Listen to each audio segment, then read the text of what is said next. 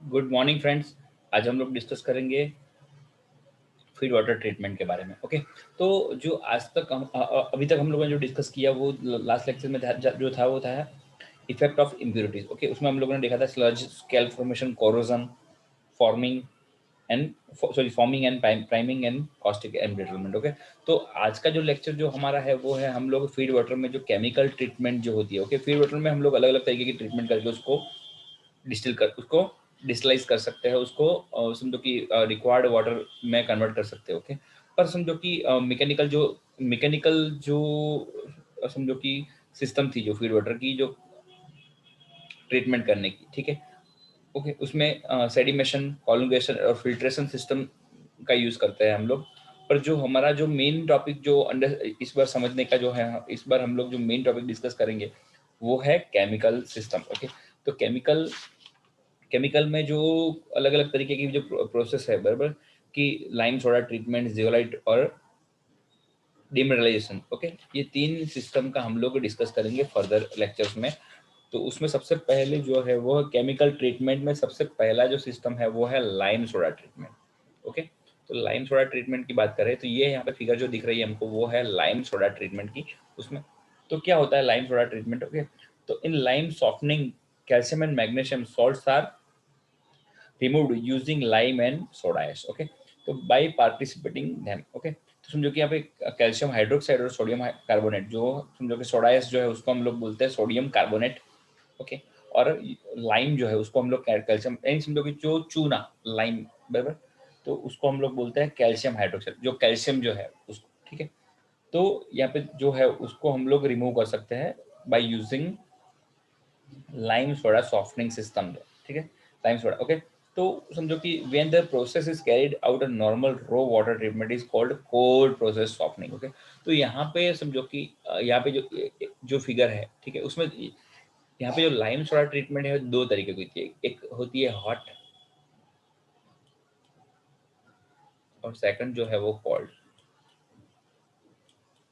Okay, तो अगर समझो ये पूरी की पूरी प्रोसीजर अगर हम लोग रूम टेम्परेचर पे हम लोग करते हैं तो उसको हम लोग कोल्ड प्रोसेस सॉफ्टनिंग बोलते हैं। और अगर हम लोग बॉइलिंग पॉइंट पे अगर हम लोग करते हैं, अगर when it is carried out और near the boiling point is called hot process softening. Okay, और अगर हम लोग उसको नॉर्मल रूम टेम्परेचर में पे पूरी सिस्टम को हम लोग अगर फॉलो करते हैं तो उसको बोलते हैं हम लोग कोल्ड प्रोसेस। ओके, तो इसमें बेसिकली होता क्या है उसकी बात करें हम लोग, ठीक है।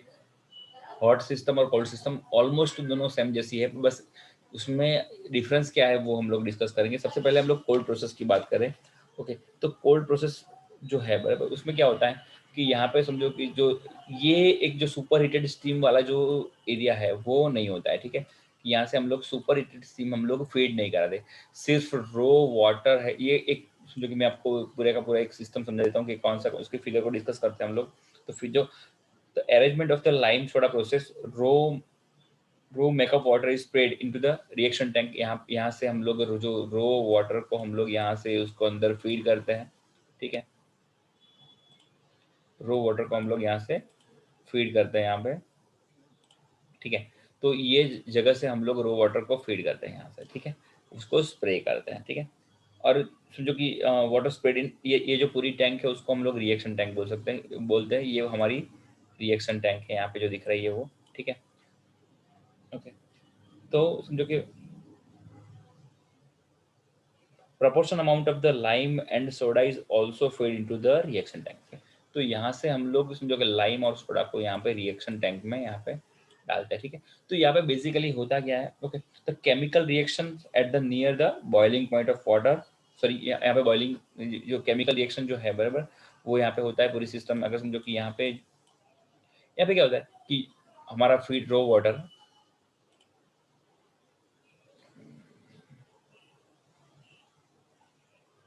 ओके, तो रो वाटर यहाँ से आता है, ठीक है, और हमारा केमिकल यहाँ से आता है, यानी ये दोनों यहाँ पे मिक्स होते हैं, ठीक है।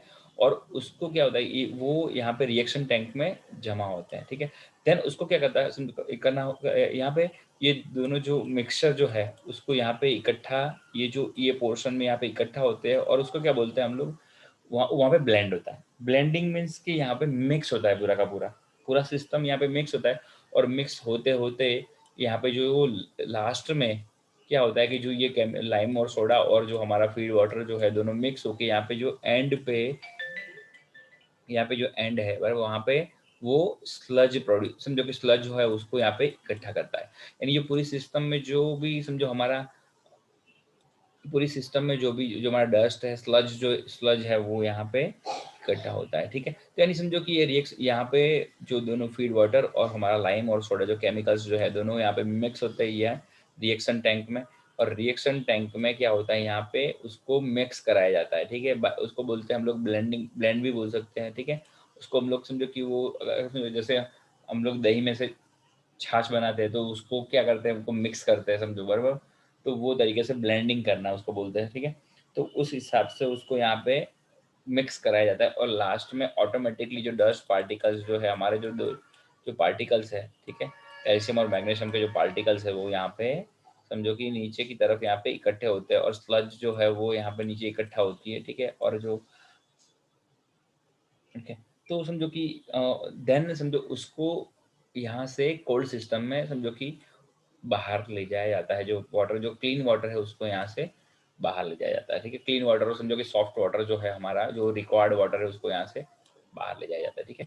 तो ये हो गई कोल्ड की बात। यहाँ पे जो फिगर हमको दिख रही है ये हॉट की है एक्चुअल में, ठीक है।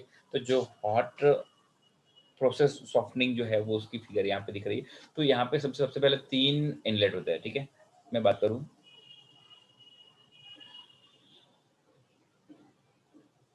ओके। तो ये हमारा इनलेट नंबर 1, इनलेट 2 और इनलेट 3। ओके, यहाँ पे 3 तरीके के इनलेट होता है, ठीक है। तो सबसे पहले एक जो है वो रॉ और फीड वाटर के लिए होता है। दूसरे में सुपर हीटेड स्टीम इनलेट, जो यहाँ से सुपर हीटेड स्टीम अंदर इन होती है, ठीक है।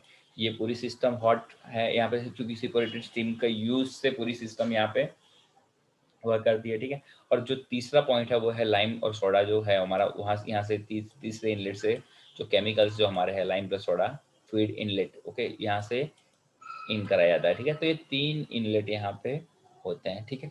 तो क्या होता है आगे, आगे मैं बात करूँ आपको कि स्टीम इटसेल्फ समझो कि वो समझो कि हीट के कारण यहाँ पे पूरा जो ये हमारा रो वाटर जो है वो और लाइम यहाँ पे एक जगह पे, यानी रिएक्शन टैंक जो है वहाँ पे सब कुछ ये तीनों चीजें यहाँ पे इकट्ठी होती है रिएक्शन टैंक में, ठीक है। तो रिएक्शन टैंक में क्या होता है, तीनों चीजें यहाँ पे इकट्ठी होती हैं, ठीक है।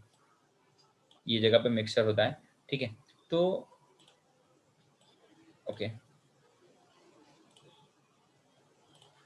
तो ये जो रिएक्शन टैंक वाला जो एरिया है यहाँ पे पूरा का पूरा सब कुछ जो मिक्सचर है वो यहाँ पे इकट्ठा होता है। और समझो कि स्टीम, सुपर हीटेड स्टीम के कारण यहाँ पे क्या होता है कि स्टीम के कारण जो यहाँ पे वो ब्लेंड करने की जरूरत नहीं पड़ती। स्टीम के कारण यहाँ पे जो पूरा मिक्सचर रॉ वाटर जो हमारा समझो कि रॉ वाटर जो है वो लाइम और सोडा का मिक्सचर और स्टीमिंग हीटिंग के कारण क्या होता है कि जो वो डस्ट जो हमारे पार्टिकल्स जो है, ठीक है, वो ऑटोमेटिकली जो स्लज हमारा है वो जो पार्टिसिपेटेड जो स्लज है वो ऑटोमेटिकली नीचे की तरफ वो जमा हो जाता है, ठीक है। ओके, तो यहाँ से स्टीम के कांटेक्ट में आते ही वो यहाँ पे नीचे की तरफ यहाँ पे स्लज हमारा है वो नीचे की तरफ जमा हो जाता है, ठीक है। अभी समझो कि जो वाटर यहाँ पे जो है, यहाँ पे जो मैं बात करूँ कि जो हमारी जो क्लीन वाटर है जो हमारा समझो कि जो ट्रीटमेंट किया हुआ जो वाटर है, जो सॉफ्ट वाटर जो हमारा है, ठीक है, तो वो यहाँ से उसको जो सॉफ्टनेड वाटर जो है उसको यहाँ पे एक अलग समझो कि अलग सिस्टम में ले जाया जाता है, ओके। तो इसको समझो कि सबसे पहले fine sand layer, coarse sand layer और ग्रेव्स लेयर, ओके, ये जो 3 है वो सैंड फिल्टर में उसको ले जाया जाता है, ठीक है। देन सॉफ्ट जो वाटर है उसको यहाँ पे सैंड फिल्टर में ले जाया जाता है, उसको फिल्टर करके then after soft and water उसको यहाँ से हमको मिलता है, ठीक है। तो सबसे पहले फाइन सैंड, कोर्स सैंड और ग्रेव्स लेयर्स, ये 3 लेयर्स में से उसको पास किया जाता है। तो ऐसे हमको समझो कि लाइम सोडा प्रोसेस ये सब वर्क करता है, ठीक है।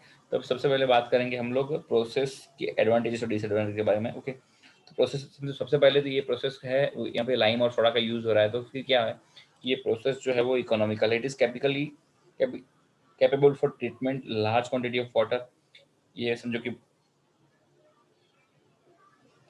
ये छोटे प्लांट से रिलेटिवली बड़े प्लांट के लिए बहुत ही अच्छा है, समझो।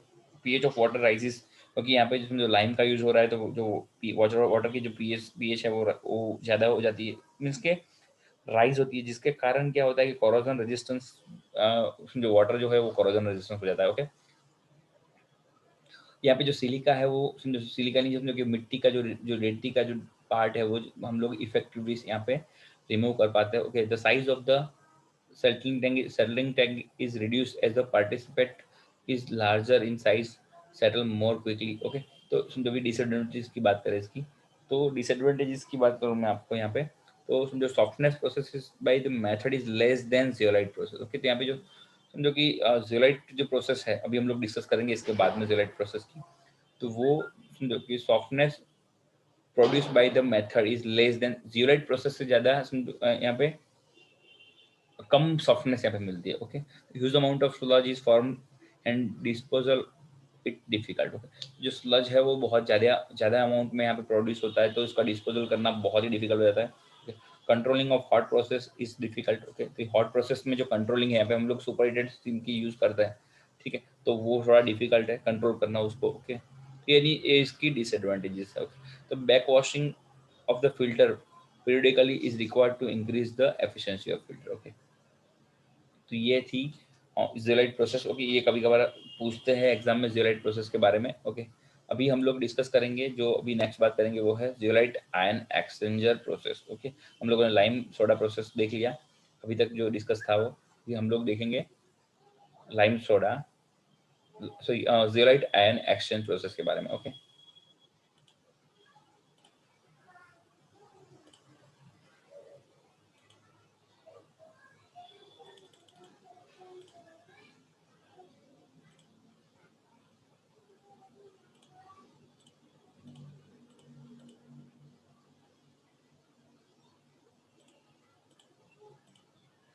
Wait for a moment. Okay, हम लोग बात करेंगे जियोलाइट ट्रीटमेंट के बारे में। यहाँ पे जो जियोलाइट ट्रीटमेंट है, ओके, तो zeolite is use as a crystal in many industrial process such as a water purification and air purification. Okay, तो समझो कि यहाँ पे जो नेचुरल एंड आर्टिफिशियल टाइप के दो तरीके के समझो कि जियोलाइट होता है वैसा। ओके, तो अभी बात करेंगे जियोलाइट प्रोसेस में। ओके, तो natural zeolite is use for water softening is green sand and artificial is use water softening. Okay, okay, its chemical formula is Na2O plus Al। इसमें ये केमिकल फॉर्मूला है उसका, there those are use as a ion exchanger in water softener. Okay, यहाँ पे ion ए जो पूरी process है वो आयन एक्सचेंजर की है, आयन एक्सचेंज की है। Okay, zeolite softener is use in shown in figure. तो यहाँ पे समझो कि जियोलाइट में है क्या, हम लोग अब थोड़ा डिस्कस करेंगे फिगर का। ओके, तो यहाँ पे राइट साइड पे हमको एक फिगर दिख रही है वैसे। ओके, तो ये जो फिगर जो जियोलाइट की है, जियोलाइट बेड यहाँ पे है। ओके, तो यहाँ पे NaCl सॉल्यूशन स्टोरेज, यहाँ पे समझो कि एक यहाँ पे मैं आपको फिगर पर डिस्कस कर देता हूँ ये है क्या। तो ये जो हमारा हार्ड बॉटल है, इनलेट यहाँ से है हमारा। ओके, तो हार्ड वाटर का यहाँ से स्प्रे कराया जाता है, ठीक है, हार्ड वाटर का यहाँ से स्प्रे कराया जाता है यहाँ से, ठीक है। तो यहाँ पे ये जो है वो जियोलाइट बेड है वैसे समझो, ये जो एरिया है वो जियोलाइट बेड एरिया है, ठीक है। ये हमारा इंजेक्टर है, ठीक है, जहाँ से NaCl हम लोग यहाँ पे इंजेक्ट कर पाए, ठीक है। ये यहाँ से हम लोग सॉफ्ट वाटर जो निकलता है वो हम लोग यहाँ से आउटलेट है हमारा, ठीक है।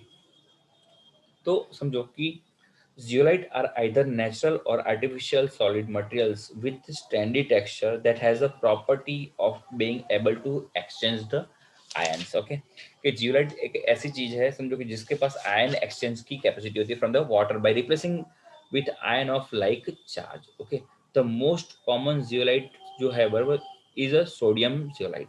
ओके, सोडियम जियोलाइट का जो फॉर्मूला है वो मैं इसकी बात करूँ तो Al2Si2O8। ओके, तो समझो कि Na2 in bracket Al2Si2O8। Okay, तो ये सोडियम सोडियम जियोलाइट का फॉर्मूला है वैसे। ओके, तो हम लोग इसमें ज़्यादा बात नहीं पढ़ेंगे, ठीक है। तो समझो कि अभी बात करूँ कि अरेंजमेंट इसकी कैसे होती है। ओके, तो sodium zeolite water softener use, यहाँ पे जो सोडियम जियोलाइट जो है वो वाटर सॉफ्टनर में यूज किया हुआ है। Okay, raw water under under pressure enters softener and top in a from a spray. Okay, तो रो वाटर जो है हमारा वो यहाँ से ऊपर से यहाँ पे स्प्रे आपकी सिस्टम में अंदर आता है। ओके, तो स्प्रे कराया जाता है, ठीक है।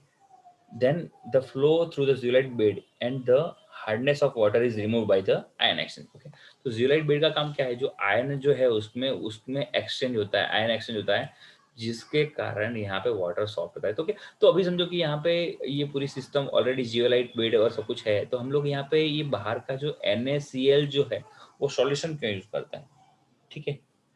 तो NaCl जो सॉल्यूशन है, NaCl सॉल्यूशन क्या होता है समझो, कि कुछ टाइम के बाद जो जियोलाइट जो बेड है बराबर, वो धीरे धीरे यूज होके समझो कि वो आयन एक्सचेंज करना बंद कर देता है, ठीक है।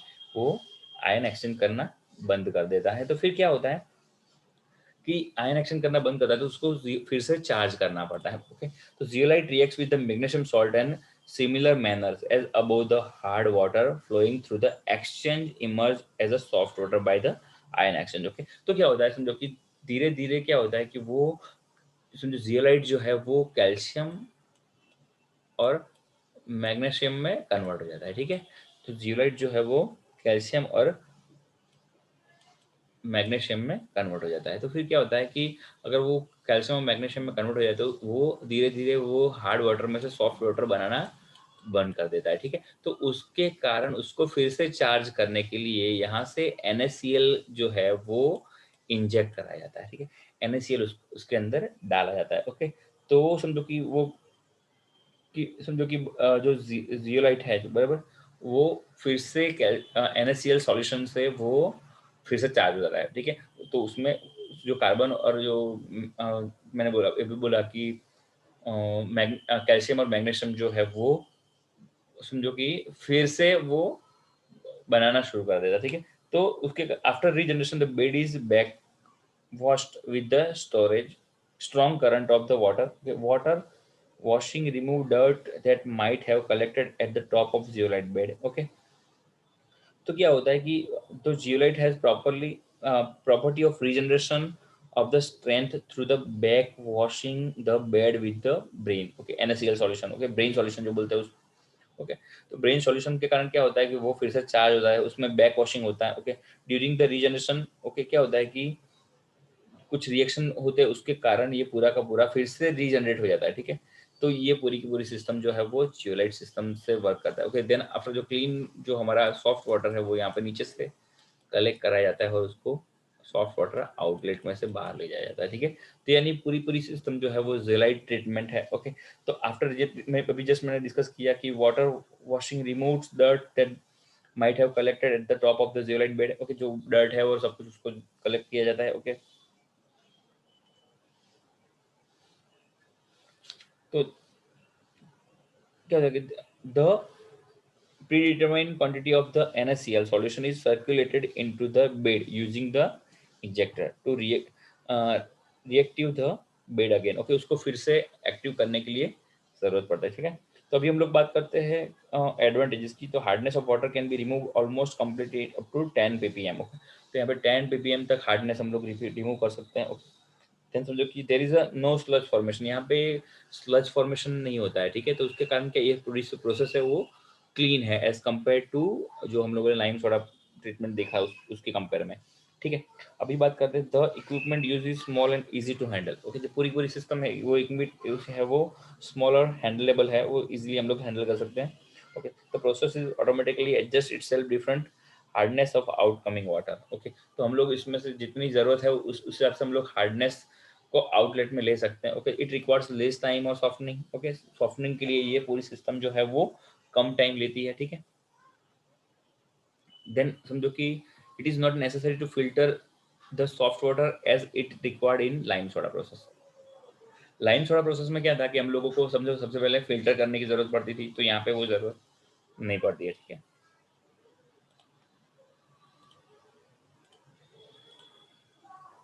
ओके, ये हम लोग एडवांटेज डिसएडवांटेज डिस्कस कर रहे हैं। Okay,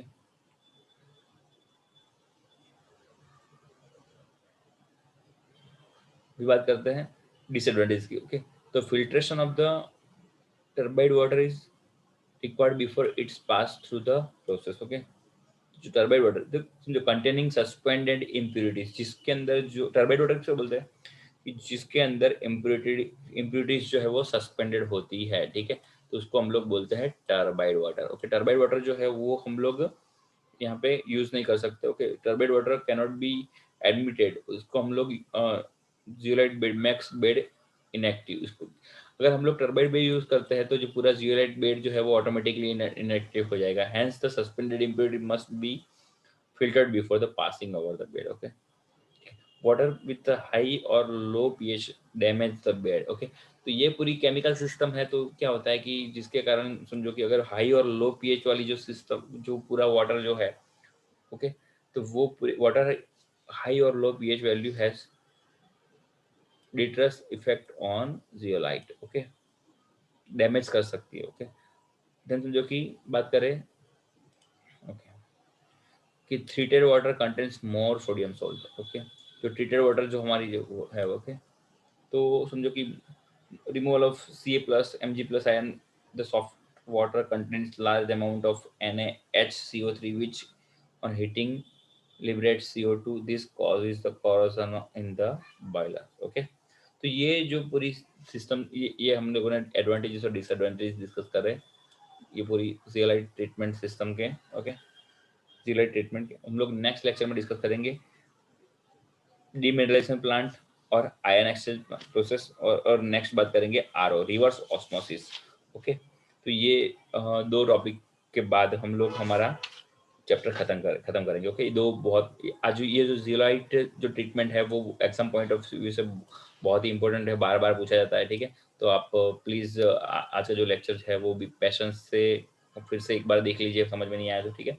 thank you friends.